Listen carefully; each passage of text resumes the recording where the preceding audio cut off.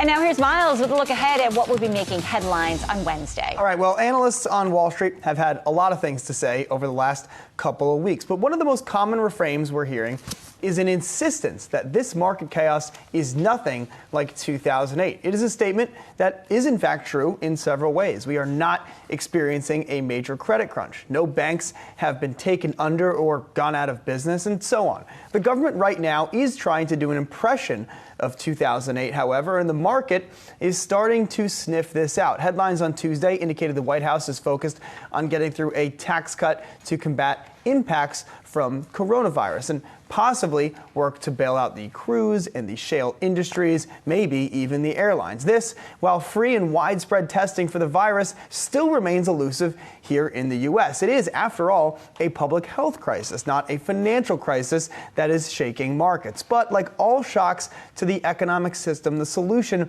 must come from the government. It can come quickly, or it could come just in time, or it may end up coming too late. Hundreds of books have been written debating whether the response to the financial crisis was the first, second, or third of these options. Now, the scientific community is in broad agreement that we are still in the early stages of trying to stem the increase in the number of coronavirus cases here in the U.S. How aggressive lawmakers end up being in trying to curb the rise in cases will determine just how much like 2008 this episode ends up being and whether the response ends up being early, just in time, or too late. Now turning to the calendar for Wednesday on the economic data side, the inflation reading for February will be the day's top highlight. Then on the earnings front, Adidas and Prudential will be among the notable companies set to release their latest results. But the theme continues, not a whole lot of corporate and economic news here for a market that certainly remains in turmoil. Hey investors, Zach Guzman here. Are you interested in learning more about the markets and getting the latest financial news? Well, then click right here to subscribe to our Yahoo Finance YouTube channel.